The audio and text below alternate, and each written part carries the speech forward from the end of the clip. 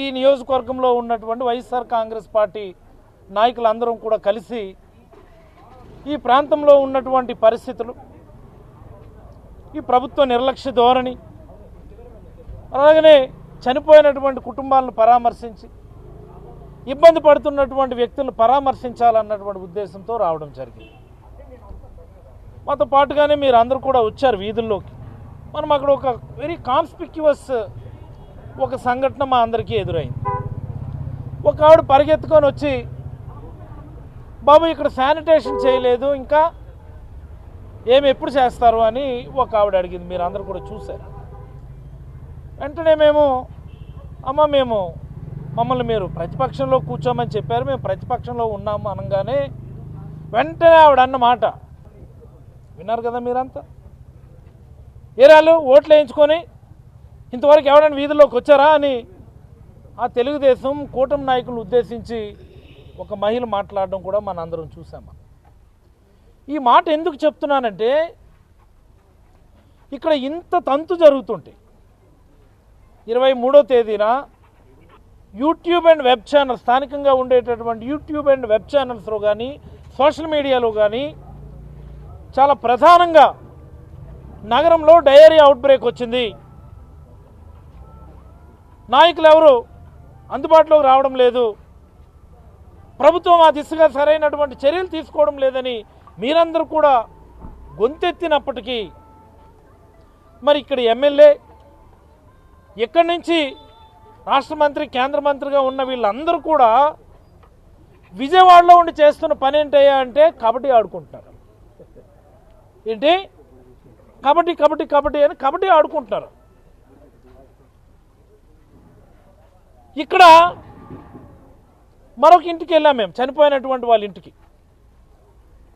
ఆవిడ వెంటనే వచ్చి ప్రసాదరావు గారు కాలు మీద పడి, బాబు మీరే నాకు న్యాయం చేయాలి, ఈ ప్రభుత్వం నా ఘోష వినడం లేదు అని చెప్పి ఆవిడ కన్నీళ్ళు పెట్టుకుంది. ఏంటి అంటే వాళ్ళ హస్బెండ్ వాంతులయ్యి విరేచనాలయ్యి నడవలేని స్థితిలో 23వ తేదీ సాయంత్రమో రాత్రికో చనిపోతే ఇది డయేరియల్ డెత్ కాదు, దీనికి మాకు సంబంధం లేదు అని అధికారులు చెప్తా ఉన్నారట. ఆ మాదిరి సుమారుగా 3 ఈ డయేరియల్ డెత్స్ కౌంట్స్లోకి తీసుకోవడం లేదట. ఎందుకయ్యా అని అడిగితే ఏమంటారు, వాళ్ళకి లివర్ జబ్బు ఉన్నది, వాళ్ళకి గుండె జబ్బు ఉన్నది. అంటే లివర్ జబ్బు ఉన్న వాళ్ళకి, గుండె జబ్బులు ఉన్న వాళ్ళకి డయేరియాలు రావా? డయేరియా రాకూడదా? I'm just asking as a doctor,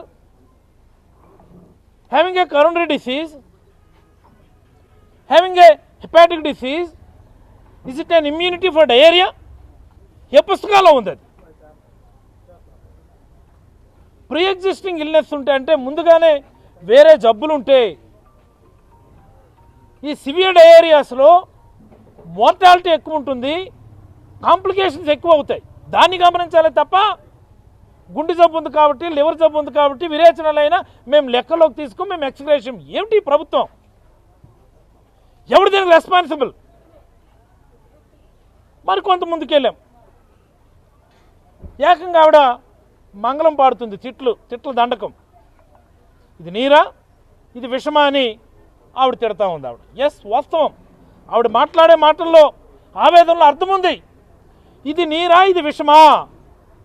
ఈ ప్రభుత్వం 2024 జూన్లో కొలువు తీరింది. అప్పటి నుంచి కూడా తీసుకుంటే ప్రభుత్వ లెక్కలనే నేను ఈరోజు చెప్తా ఉన్నాను. ప్రభుత్వ లెక్కలు నేటి డయేరియల్ డిసీజ్తో కన్సిడర్ చేస్తే 61 వాటర్ బోర్న్ డిసీజ్ అవుట్బ్రేక్స్ ఈ రాష్ట్రంలో వచ్చాయి. 61. కల్తీకి సంబంధించి మాట్లాడడంలో నిన్న మాట్లాడాం కల్తీ గురించి. 61 అవుట్బ్రేక్స్, గవర్నమెంట్ డేటా ఇది. అవుట్ ఆఫ్ దిస్ 35 ఇన్సిడెంట్లు స్కూళ్ళలోనూ, హాస్టల్స్లోనూ, ప్రభుత్వ ఇన్స్టిట్యూట్లోనే అవుట్బ్రేక్స్ వచ్చినాయి. ఇంతకంటే అన్యాయం ఇంకొకటి ఉంటుందా? మీకు ఓట్లేసిన పాపానికి కనీసం మంచినీళ్ళు సరఫరా చేయలేక ప్రాణాలు తీసేస్తా ఉన్నారు. వీటిని ఖచ్చితంగా ప్రభుత్వ హత్యల కింద మనం కన్సిడర్ చేయాలి. These are the government murders. Government deliberate killings.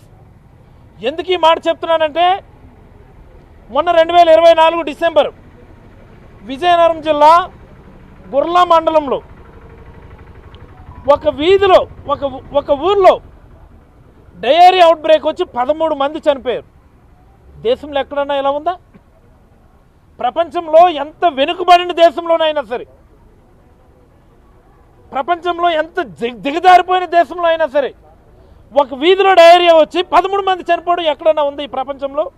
ఈ ఆంధ్రప్రదేశ్ రాష్ట్రంలో, ఈ కూటమి ప్రభుత్వంలో, ఈ చంద్రబాబు గారి నేతృత్వంలో గవర్నమెంట్ కిల్లింగ్స్ ఎలా ఉన్నాయో ఒకసారి ప్రజల దృష్టికి తీసుకొస్తా ఉన్నాను. మొన్నటికి మొన్న 2025 డిసెంబరు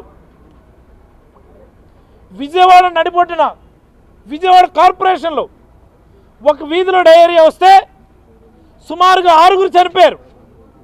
డయేరియా వచ్చి 6 చనిపోవడం ఏంటంటే సిగ్గుచేట అసలు.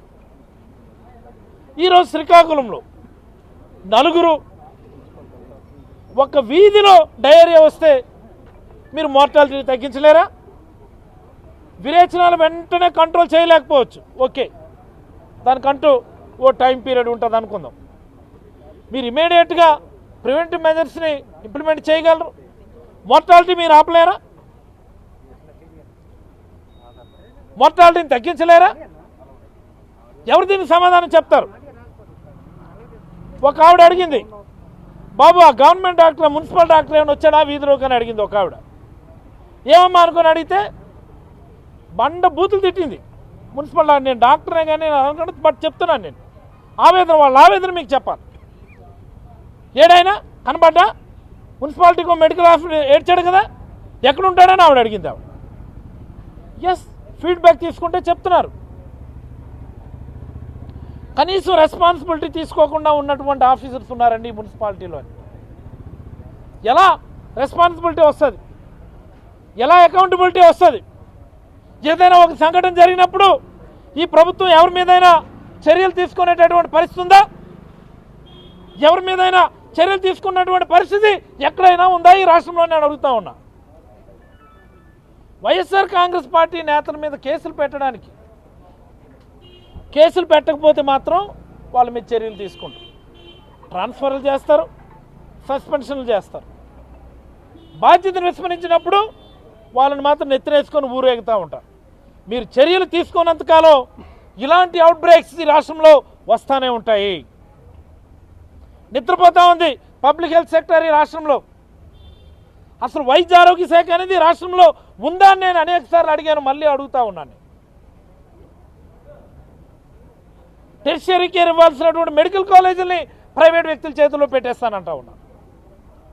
సెకండరీ కేర్ ఇవ్వాల్సినటువంటి కమ్యూనిటీ హెల్త్ సెంటర్స్ని పీపీ మోడల్లో ప్రైవేట్ వ్యక్తుల చేతుల్లో పెట్టేస్తామంటా ఉన్నాను.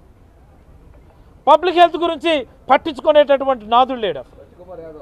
తాళం వేసినటువంటి డిపార్ట్మెంట్కి, తలుపులేసి మూతపడినటువంటి డిపార్ట్మెంట్కు మంత్రి, దానికో ముఖ్యమంత్రి. ఈ ముఖ్యమంత్రి ఖచ్చితంగా ఈ గవర్నమెంట్ కిల్లింగ్స్కి సరైనటువంటి సమాధానం చెప్పాలని నేనైతే డిమాండ్ చేస్తూ ఉన్నాను.